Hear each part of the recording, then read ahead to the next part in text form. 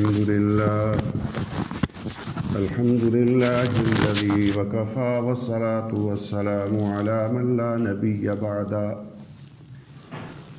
أما بعد فأعوذ بالله من الشيطان الرجيم قال الله تعالى في كلام المجيد والفرقان الحميد يا أيها الذين آمنوا اتقوا الله حق تقاته ولا تموتن إلا وأنتم مسلمون قال الله تعالى في مقام آخر يا أيها الذين آمنوا ادخلوا في السلم كافة ولا تتبعوا خطوات الشيطان إنه لكم عدو مبين قال النبي صلى الله عليه وسلم فعليكم بسنتي وسنة الخلفاء الراشدين المهديين صدق الله وصدق رسوله النبي الكريم ونحن على ذلك لمن الشاهدين والشاكرين والحمد لله رب العالمين اللهم صل على سيد الأنبياء وخاتم النبيين اللهم صل على أزواج محمد وأولاد محمد وأصحاب محمد وبارك وسلم تسلیما کثیرا کثیرا۔ محترم بزرگوں، بھائیوں، دوستوں، قرآن کریم کی دو آیتیں آپ کے سامنے پڑھی ہیں جن میں اللہ رب العزت مسلمانوں کو مخاطب ہو کے ارشاد فرماتے ہیں کہ اللہ سے ڈرو جیسا کہ اللہ سے ڈرنے کا حق ہے، وَلَا تَمُوتُنَّ إِلَّا وَأَنْتُمْ مُسْلِمُونَ، نہ موت آئے تمہیں مگر اس حال میں کہ تم مسلمان ہو، اسلام پر قائم ہو۔ دوسری آیت کریمہ میں اللہ سبحانہ و تعالی نے فرمایا کہ اے ایمان والو، پورے کے پورے اسلام میں داخل ہو جاؤ، وَلَا تَتَّبِعُوا خُطُوَاتِ الشَّيْطَانِ، شیطان کے نقش قدم پر نہ چلو، اس کی پیروی نہ کرو، إِنَّهُ لَكُمْ عَدُوٌّ مُبِينٌ، بے شک وہ تمہارا کھلا کھلا دشمن ہے۔ قرآن کریم میں تقوی کا جگہ جگہ حکم دیا گیا۔ تقوی کا معنی ہے اللہ سے ڈرنا، اور اللہ سے بئی معنی ڈرنا کہ اللہ ناراض نہ ہو جائیں۔ اللہ کی محبت میں انسان اس سے ڈرے کہ کہیں یہ مجھ سے ناراض نہ ہو جائے۔ جس طرح انسان اپنے کسی بڑے استاد یا والدین کو ان کے سامنے بیٹھتا ہے، باادب ہو کے بیٹھتا ہے، ان کے سامنے بات کرتا ہے تو ادب اور احترام کے دائرے میں رہ کے کرتا ہے، ایک ڈر ہوتا ہے دل کے اندر۔ ڈر کا معنی یہ نہیں کہ وہ کوئی اس پر کوئی ڈنڈا لے کے مسلط ہیں، اس کے لیے ایسے ڈر اور خوف کے لیے اور الفاظ ہیں، لیکن یہ جو الفاظ ہیں تقوی کے، یعنی بچو ہر اس برائی سے جس سے اللہ ناراض ہوتے ہوں۔ جس طرح ہم اپنے بڑوں کو خوش کرنے کے لیے ان کے سامنے کوئی ایسا کام نہیں کرتے جس سے ان کی محبت ہم سے چلی جائے اور وہ ہم سے ناراض ہو جائیں، اسی طرح اللہ سے ڈرنے کا معنی یہ ہے کہ اللہ کی محبت میں ہر وہ کام چھوڑ دے جس سے اللہ نے منع کیا ہے، اور ہر وہ کام کرے جس کے کرنے کا اللہ نے حکم دیا ہے۔ اور پھر اللہ تعالی نے حضرت محمد رسول اللہ صلی اللہ علیہ وآلہ وسلم کی اطاعت، آپ کی اتباع، آپ کی محبت کو لازم قرار دیا ہے۔ یہ تقوی کا بہت بڑا حصہ اور جز ہے کہ انسان اللہ سے اس معنی میں ڈرے کہ اللہ ناراض نہ ہو جائے۔ اور اگر خدا نخواستہ اللہ ناراض ہو گئے تو پھر کوئی بھی نہیں ہے کہ جو انسان کو پناہ دے سکے۔ ان اللہ یجیر ولا یجار علیہ، کہ اللہ ہی پناہ دینے والے ہیں، اللہ کی مخالفت میں کوئی کسی کو پناہ نہیں دے سکتا۔ اللہ سبحانہ و تعالی جس ذات نے ہمیں پیدا کیا، ہمارا خالق ہے، ہمارا مالک ہے، ہمارا رازق ہے، ہمارا معبود ہے، ہمارا مشکل کشا اور حاجت روا ہے، بیماریاں دور وہی کرتا ہے، صحت وہی دیتا ہے، بیماری اس کی طرف سے آتی ہے، صحت بھی اسی کی طرف سے آتی ہے، تنگ دستی بھی اس کی طرف سے آتی ہے، خوشحالی بھی اسی کی طرف سے آتی ہے، انسان کو پریشانی بھی اللہ کے حکم سے آتی ہے، اور اس کے دور ہونا بھی اللہ ہی کے قبضہ قدرت میں ہے۔ انسان پریشان ہے کسی بھی مسئلے کی وجہ سے تو اللہ کی طرف رجوع کرے، اس لیے کہ یہ مسائل جن سے پریشانیاں آ رہی ہیں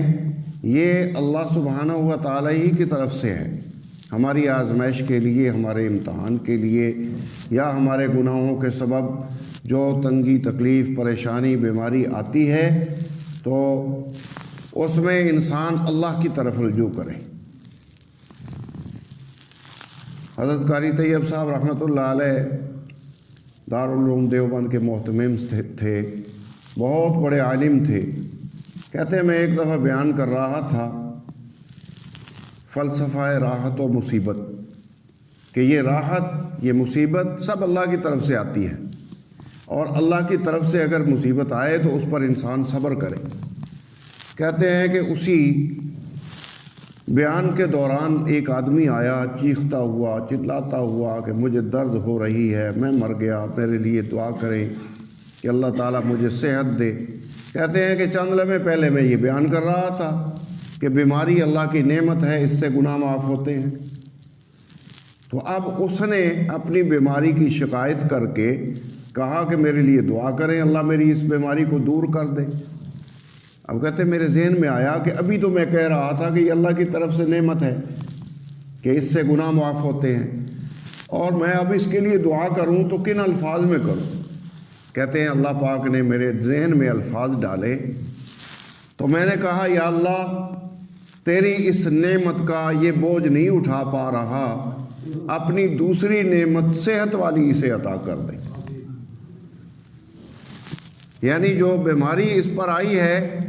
تیری طرف سے وہ نعمت ہے، اس کے گناہ معاف ہوں گے، لیکن یہ اس کا بوجھ نہیں اٹھا پا رہا، تو اب اپنی دوسری نعمت اس کو عطا کر دے، صحت والی۔ تو بیماری بھی کہاں سے آتی ہے؟ اللہ کی طرف سے۔ صحت بھی کس سے؟ اللہ کی طرف سے۔ اللہ کو وحدہ لا شریک مانے انسان، اللہ کی توحید پر کاربند رہے کہ مشکل کشا بھی وہی ہے، حاجت روا بھی وہی ہے، کارساز بھی وہی ہے، پوری کائنات ایک طرف ہو اور وہ کسی کو نقصان پہنچانا چاہے، اللہ سبحانہ و تعالی کی ذات اور آپ کی مشیت میں اس کو نقصان پہنچانا نہیں ہے، تو کوئی کسی کا بال بھی بیکا نہیں کر سکتا۔ اور اگر اللہ کی طرف سے پکڑ آ جائے، اللہ کی طرف سے آزمائش آ جائے تو پوری دنیا لگ جائے اس کو روکنے کے لیے، تو کوئی روک نہیں سکتا۔ اسی مضمون میں اللہ سبحانہ و تعالیٰ نے حضرت محمد رسول اللہ صلی اللہ علیہ وسلم کو ارشاد فرمایا کہ اگر یہ آپ کو ضرر پہنچانا چاہیں اور اللہ کی طرف سے نہ پہنچنا ہو تو یہ کچھ بھی نہیں کر سکتے، اور اگر اللہ کی طرف سے کوئی فیصلہ ہو جائے آپ کی آزمائش کے لیے، امتحان کے لیے، تو پھر یہ روکنا چاہیں تو اس کو روک نہیں سکتے۔ تو یہ بات ذہن میں رکھیں کہ انبیاء پر جو اللہ کی طرف سے امتحان آتے ہیں یہ ان کی درجے بلندی درجات کے لیے آتے ہیں، ورنہ انبیاء علیہ الصلوۃ والسلام تو معصوم ہیں۔ پیدا ہونے سے لے کے دنیا سے رخصت ہونے تک کوئی چھوٹا بڑا گناہ، کوئی نافرمانی کا کام انبیاء अलैहिस्सलातु वस्सलाम से अल्लाह सरजद नहीं होने देते। रसूलुल्लाह सल्लल्लाहु अलैहि वसल्लम फरमाते हैं कि मैंने देखा खाने काबे की तामीर हो रही है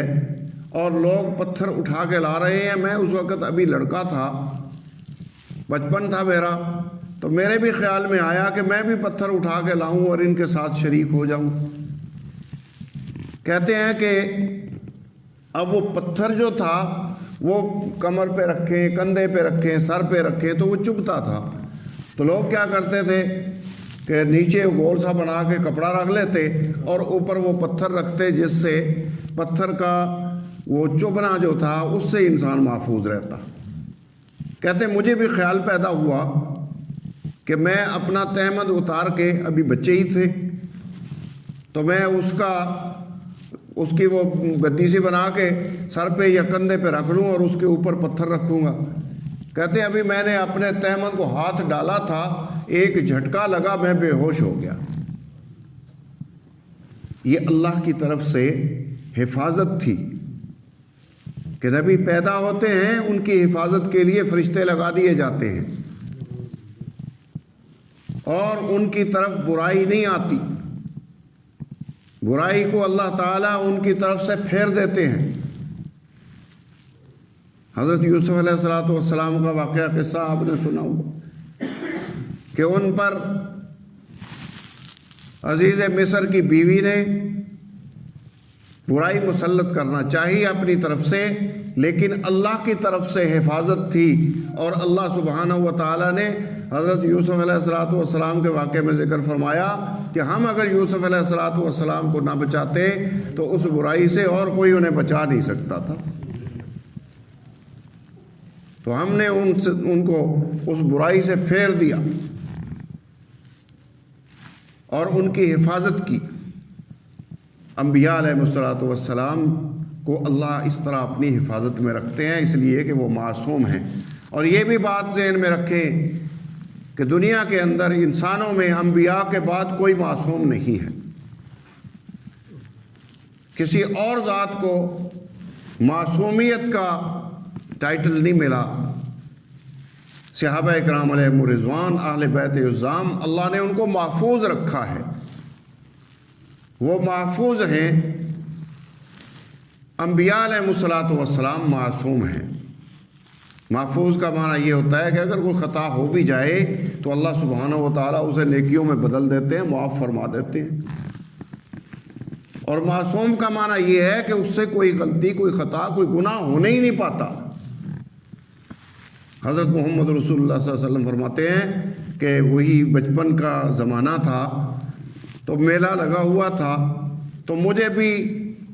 जो थे दोस्त अहबाब या रिश्तेदार वो अपने साथ ले गए कि उस मेले में रात को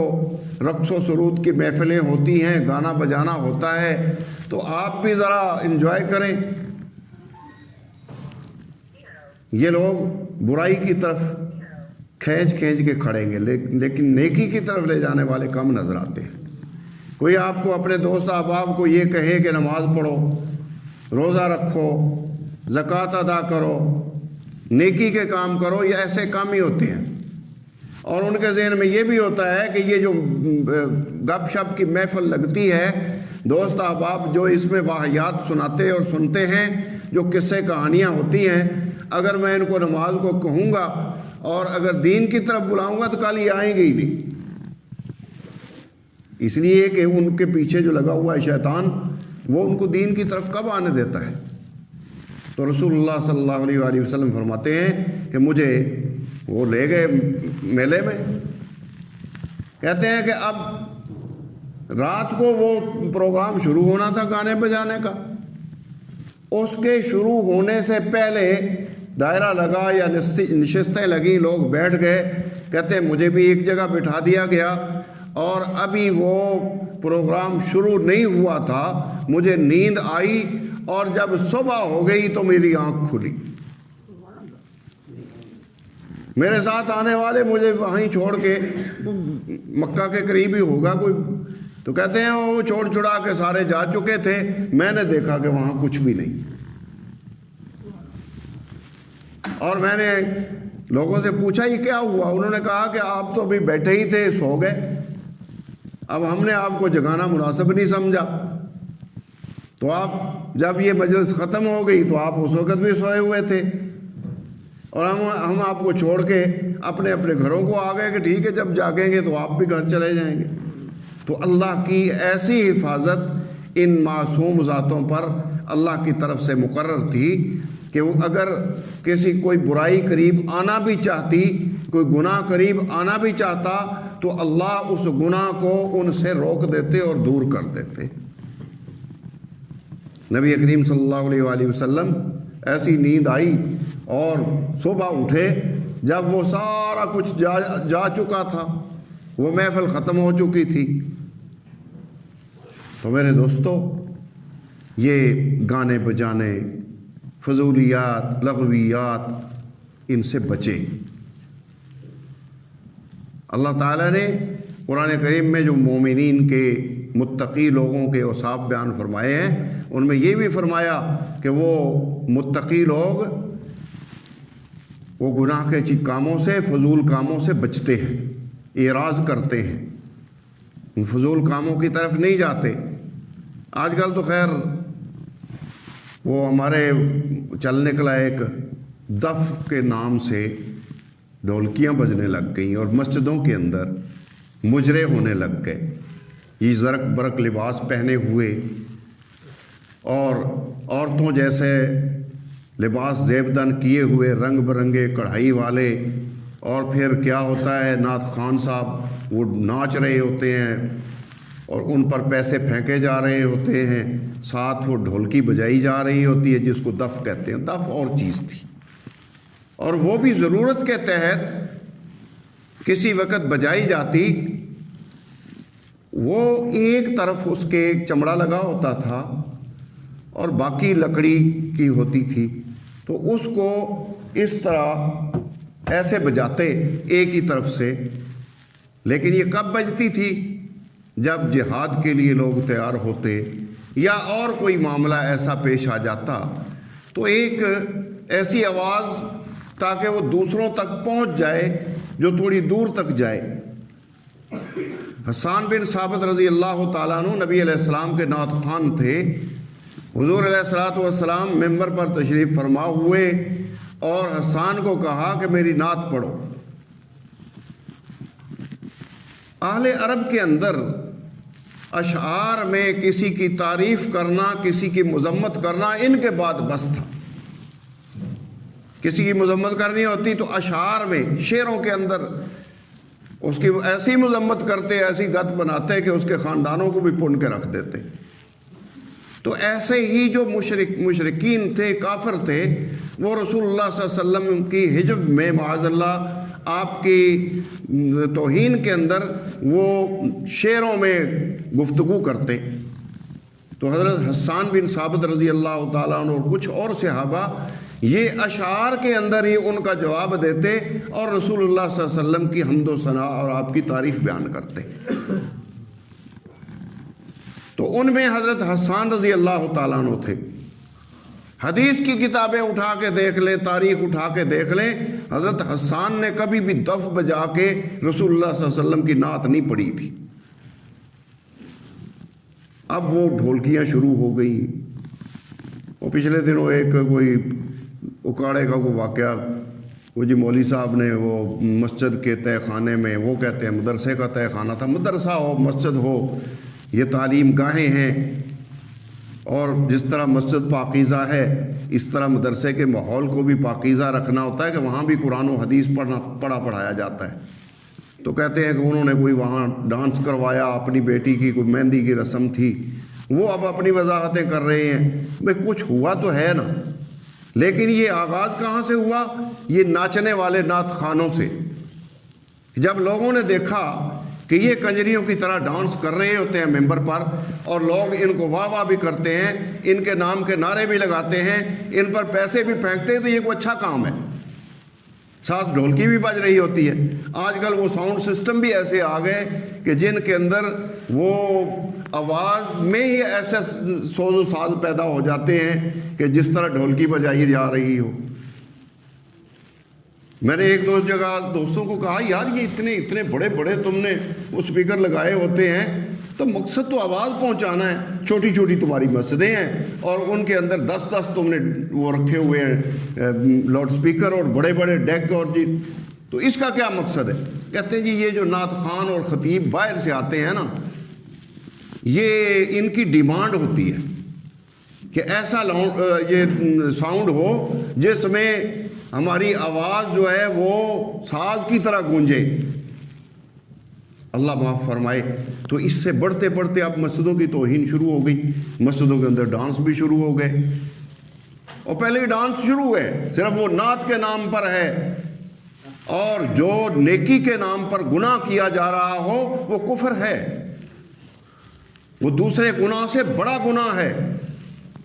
اس لیے کہ جس گناہ کو آپ گناہ سمجھ رہے ہیں اس سے تو اللہ توبہ کی توفیق دے، انسان معافی مانگے گا اللہ سے، اور اس کا معاملہ اللہ کے ساتھ ہے، لیکن جو گناہ ثواب سمجھ کے کر رہا ہے، فتاوی شامی اٹھا کے دیکھیں، فتاوی عالمگیری اٹھا کے دیکھیں، قاضی خان اٹھا کے دیکھیں، بڑے بڑے سب فتاوی میں یہ لکھا ہے کہ حرام کام کو جائز سمجھنا کفر ہے۔ تو اسی لیے فضولیات سے انسان بچے،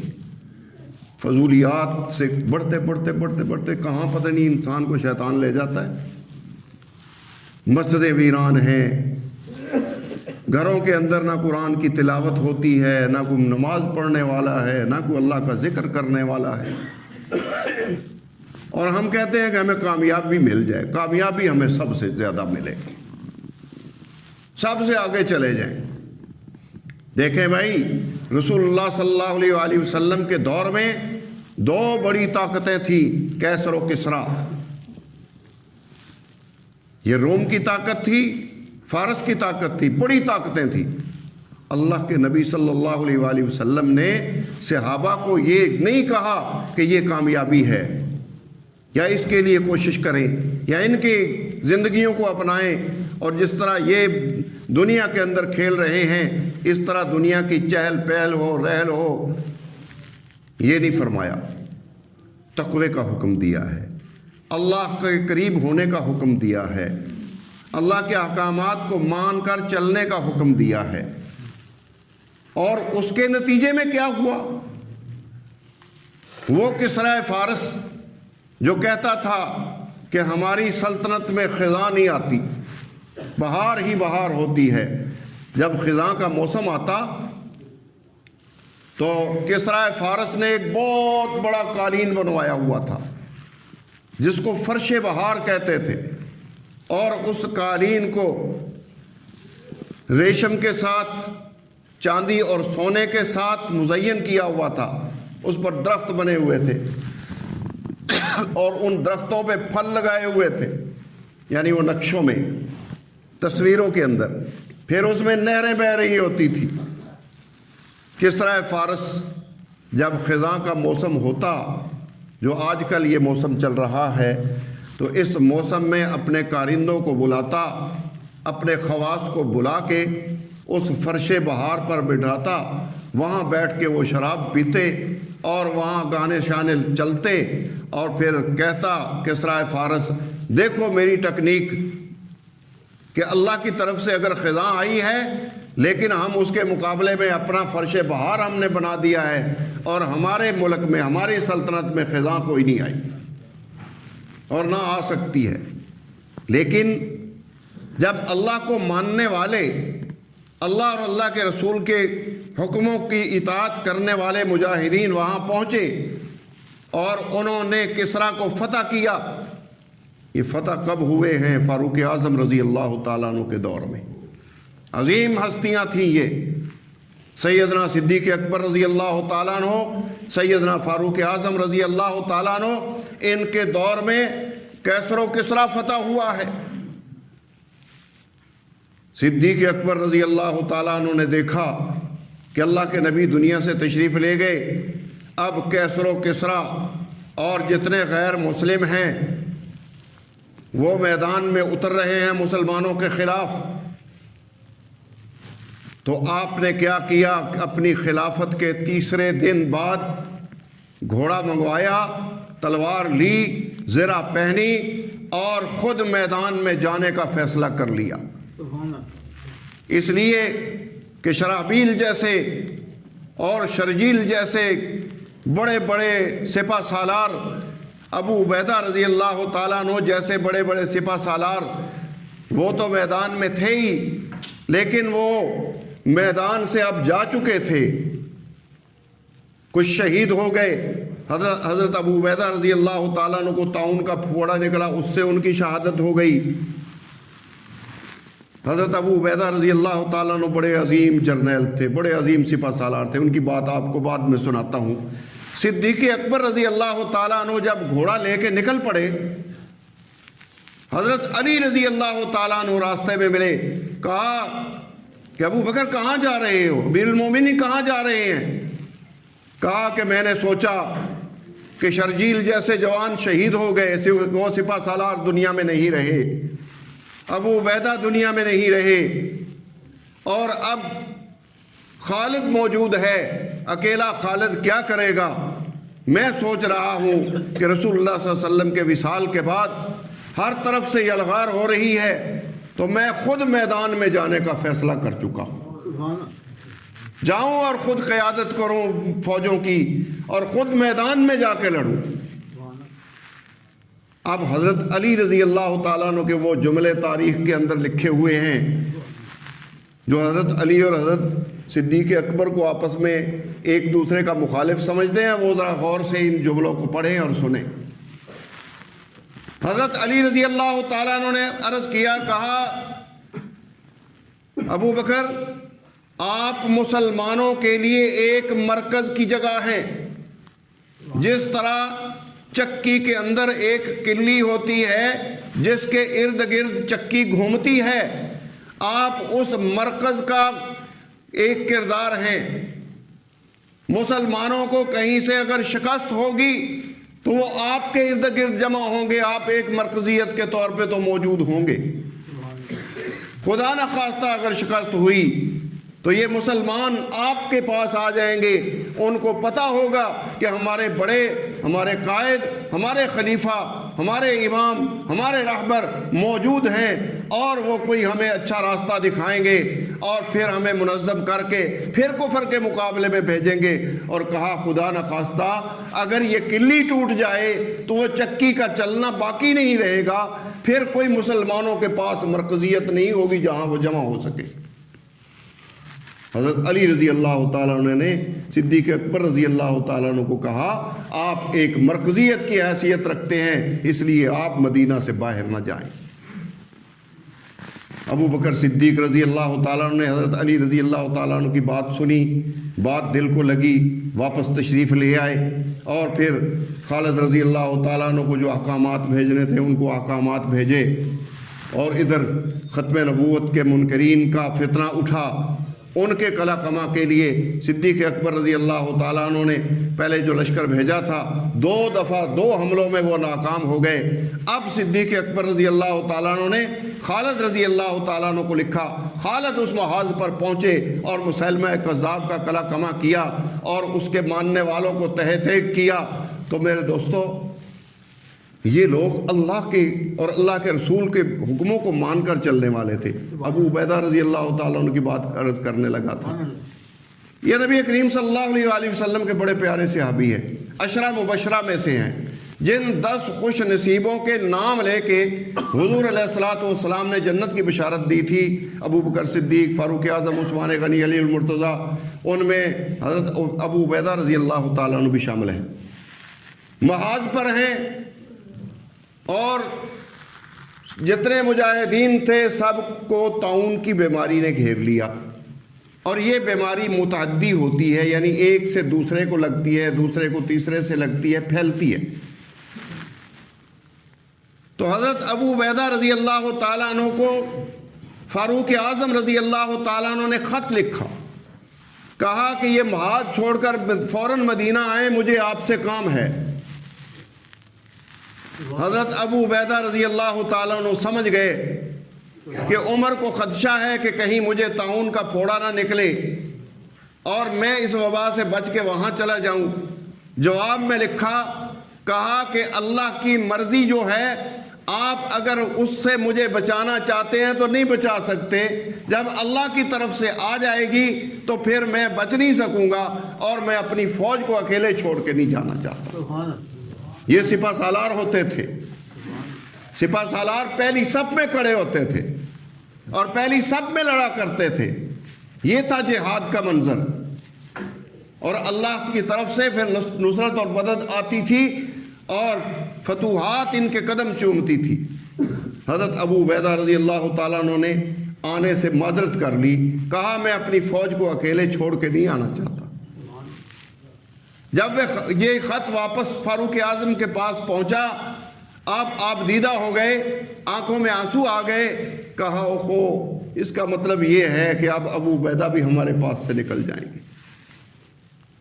فاروق اعظم رضی اللہ تعالیٰ عنہ کو کسی نے پوچھا، کہا حضرت آپ کے دور میں کیسر و کسریٰ فتح ہو چکا، اسلام کا جھنڈا دور دور تک لہرا چکا، 22,000 مربع میل سے زیادہ پر حکومت اسلام قائم ہو چکی ہے، فتوحات ہو چکی ہیں، حضرت کوئی دل کے اندر ایسی خواہش ہو جو پوری نہ ہو سکی ہو؟ کہا کہ اللہ نے میری ساری خواہشیں پوری کر دیں، مال غنیمت کے ڈھیر مسجد نبوی کے صحن میں لگے ہوئے ہیں، سونے اور چاندی کے سے مسجد نبوی کا صحن بھرا ہوا ہے، وہ فرش بہار کسریٰ کا وہ بھی مدینے آ چکا ہے فتح ہو کے، کسریٰ کا تاج بھی آ چکا ہے، اس کے کنگن بھی آ چکے ہیں، اس کا تخت بھی آ چکا ہے، لیکن ایک خواہش تھی جو میری تمنا تھی اور پوری نہ ہو سکی۔ حضرت وہ کیا تھی؟ کہا میں چاہتا تھا ایک بڑا محل بناؤں، بڑا مکان ہو، بڑی حویلی ہو، کھانے کا انتظام کروں، راشن کا انتظام ہو، وہاں اونٹ ذبح ہوں، وہاں بکرے ذبح ہوں، اور ابو عبیدہ جیسے لوگوں سے وہ میں حویلی بھر دوں اور ان کو کھلاؤں پلاؤں اور ان کو مجاہد بناؤں، اور ایسے سپہ سالار جیسے ابو عبیدہ ہیں اس طرح کے سپہ سالار بنا کے پھر میں دنیا میں پھیلا دوں اور پوری دنیا کے اندر پھر اسلام کا جھنڈا لہرائے۔ بڑی بڑی عظیم ہستیاں تھیں جنہوں نے اسلام کے لیے قربانیاں دی، لیکن یہ عظیم ہستیاں بنی کیسے؟ اس لیے کہ انہوں نے اللہ اور اللہ کے رسول کی بات کو مانا ہے، ورنہ یہ اہل عرب میں پہلے بھی یہ لوگ موجود تھے۔ جو عظمت ان کو اسلام قبول کرنے کے بعد ملی ہے، خالد سیف اللہ بنا ہے اسلام قبول کرنے کے بعد، اکرمہ بڑا مجاہد ابو جہل کا بیٹا ہو کر سپہ سالار بنا ہے، تو اسلام قبول کرنے کے بعد ابو عبیدہ رضی اللہ تعالیٰ عنہ وہ سپہ سالار بنے ہیں، تو اسلام قبول کرنے کے بعد اللہ اور اللہ کے رسول کی بات کو جب انسان مان کے چلتا ہے، پھر اللہ کی طرف سے جرأت بھی آتی ہے، دلیری بھی آتی ہے، بہادری بھی آتی ہے، اور اللہ کی طرف سے نصرت اور مدد بھی آتی ہے۔ اللہ تعالیٰ عمل کی توفیق دے، وما علینا الا البلاغ۔